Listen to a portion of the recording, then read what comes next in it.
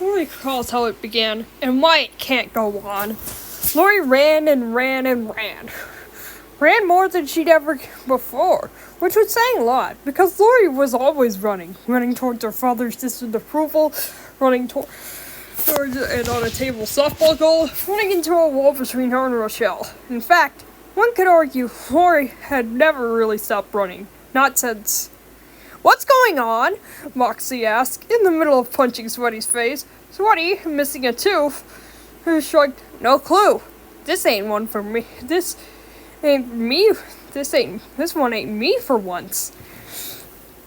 But what's the hallucination reacting to? A whole new kind of hallucination. A guilt flashback, like materializing as a living memory before them. This was Lori we were talking about. This one was extra intense. Draped in heavenly-like clothing, with golden halos above their heads, the three angels played a guitar while strumming on what looked like clouds. The music turned out to be what you know by a band called the Two Door Cinema Club, who pre-meted the scene.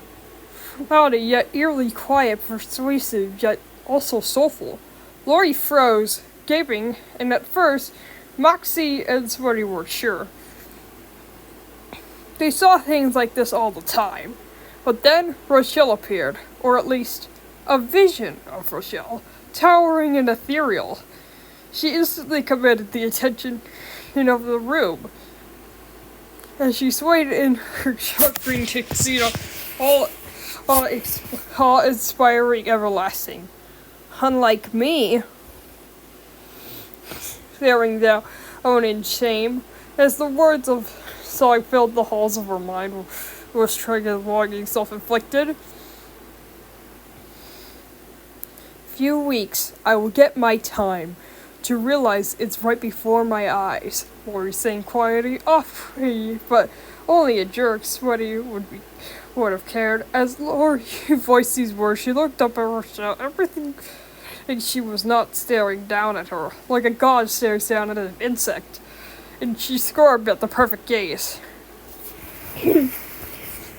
And I can take it if it's what I want to do. Lori got a little braver, standing up to reach her hand out to Rochelle. But before Rochelle could choose, Lori drew her hand away as she was scared to take a leap. "I'm leaving. This is starting to feel like it's right before my eyes, and I can taste it. It's my sweet beginning." Lori began to move away, only to be drawn again to Rochelle, to what she meant to her. For deep down, she knew she wasn't singing about Rochelle, but about herself. "And I can tell just what you want. You don't want to be alone. You don't want to be alone. And I can say it for what you know." "What? You've known the whole time." "Yeah, you've known it the whole time." Lori took Rochelle's hand. Took it because she was desperately needed. Took it because if she did have Rochelle's hand, she'd sunk into the fiery depths of hell a long time ago. But something else stood in the way. Rochelle suddenly turned small, suddenly turned broken. The way when she told Lori about what happened with the creature creatures, and how she had almost lost her relationship with her mom. And I realized that her fears weren't the only problem to address in the relationship. After all, Rochelle has only been there for her. Could she be there for Rochelle? Maybe next year. Next year I'll have no time to think about the questions to address. Am I the one to try to stop the fire? Lori questioned, petrified and frozen. In an utter shock, as Rochelle began to float up, gravity wonky around her, Lori tried to help. But all she had was fire and blob goo. All she could do was hurt. All she had done to her whole life was hurt. Ever since that day, 6 to 7 years ago, first day of first grade. Lori had been so excited, she wasn't sure how interested she was into this learning thing. nor was she a fan of staying away from her parents for hours upon hours. It still made her eyes sting a little with tears, but she'd heard rumors, theories, that perhaps, just perhaps, in this strange new place she might finally find friends. Whatever that was, she understood friends were non-family people that liked you. But so far, that hadn't really happened yet. Lori knew strangers, and people thought she was a little strange, but she'd yet to meet a friend. But perhaps today, God finally answered her prayers. If he loved her, he would know. Things did not go according to plan. When Lori got off the bus, which was driven by a wildly forged children's school bus, Lori began to feel carsick. Added to the nerves of the new place, and the fumes from a coat painted and applied to the walls, she felt she was dizzy as spinning top on Hanukkah. Cruel hands of fate spinning a web for Lori to fly, and soon it would all come to a head. For in her very first lesson, her intro to the whole school, Lori went through something no kid wanted to go through. The teacher called up each kid to introduce themselves. Lori was fidgeting more and more. Each kid had some awesome fun facts about themselves and really cool names. And they all came from interesting places too. She was from their small boring town, had an unremarkable name. Any fun fact about herself is she saw this weird football when she was sleepy and sad. That didn't sound like the kind of thing that made you have friends. Maybe you don't want to share it. She could perhaps tell them that her dad was a softball coach. That was cool. No. Maybe she added the fact that was hoping to join the team one day. They'd think she was interesting. Lori was hell-bent on saying all this. And she heard her name called out. It began. First, her palms began to sweat. Zero fake, making her feel sticky, like she's eaten everything in her mom's Dairy Queen. If they see me sweat like that, they'll think I'm a coward, she whispered, her stomach lurking. Next, her feet wobbled and shook, like a newborn marionette learning how to walk. If I fall or trip, they'll think I'm a klutz, she stammered, her stomach doing somersaults. Her right twitched and flitted over. They got the classroom and the students all observing her as the teacher said, "Well, Lori, what do you want to say about yourself? What makes you special?" Now, see, Lori, that's a rhetorical question. That's a big word for it. You can't answer the teacher because it makes you special. It was nice of her you to say such a thing. But Bob whispered in her ear, and suddenly Laura couldn't take it anymore. She had to say it.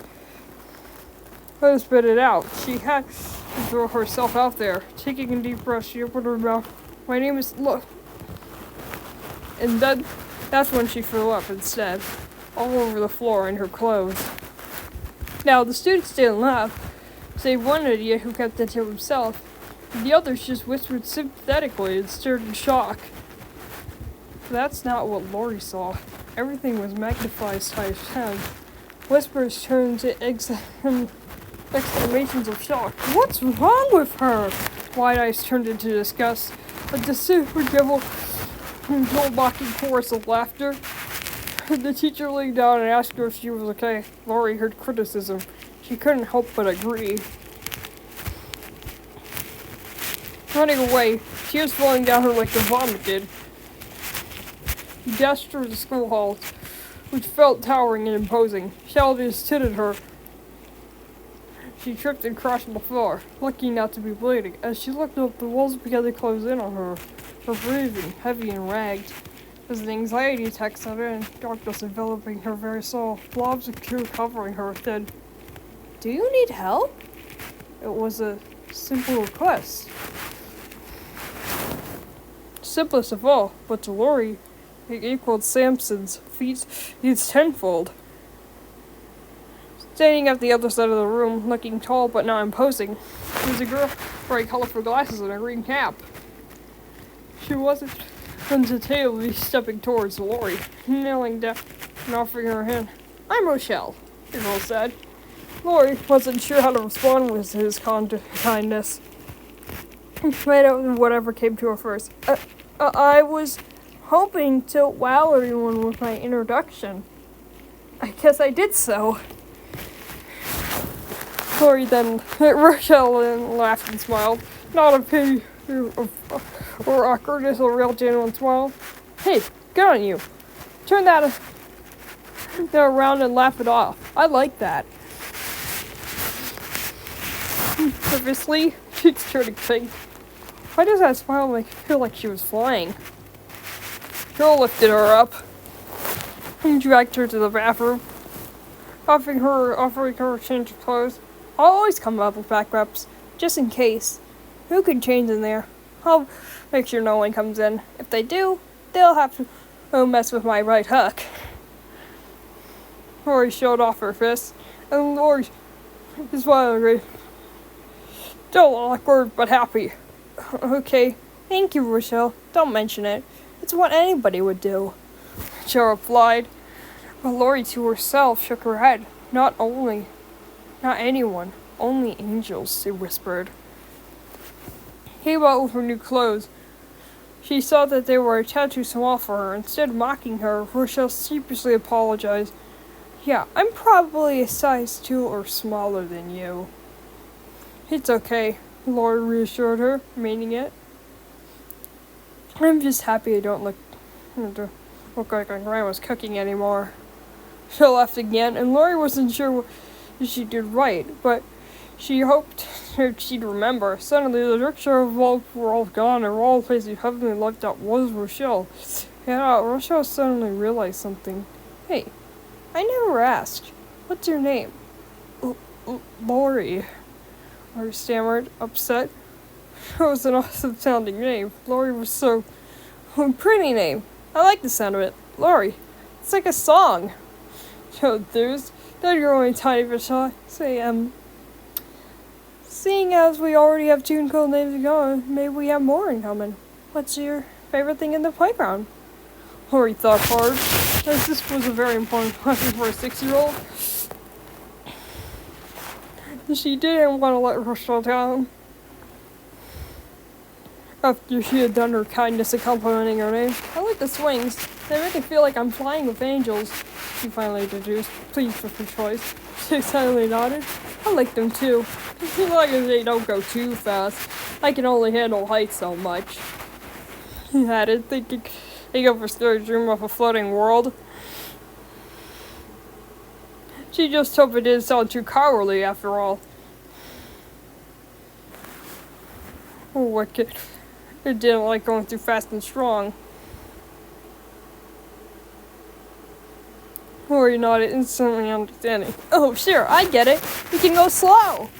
Her grateful smile was even better than her laugh. Lori doubted if she'd see it that much. "Oh, thanks, Lori." "You're welcome," Lori said politely. She could give it a little back.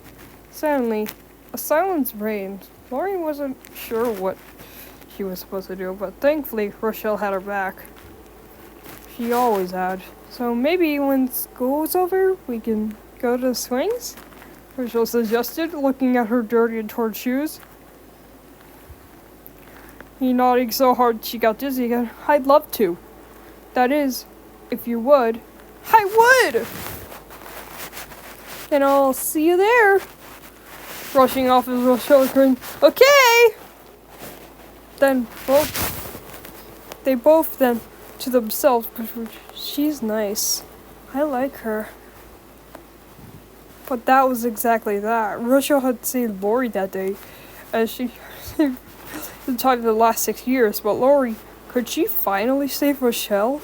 Could she save her from her financial troubles, her fear of missing her team, her guilt of featured creatures of her mom, her uncertainty with Frank? Could she be the one to calm her down? How when she could barely calm herself down? Rochelle was close. So damn close. There was a spark. They both knew it. Their friendship could take a step forward that they were sure that they were never alone. But it took two to do such a thing. While Rochelle seemed hesitant, Lori knew what take that step if she really wanted to. But Lori wasn't Rochelle. I'll never be, she whimpered, sobbing into her head as the song replayed and Lori sank further into her fears. I can just tell you what you want. You don't wanna be alone. You don't wanna be alone, and I can't. And say it's what you know, but you've known this the whole time, and you've known the whole time.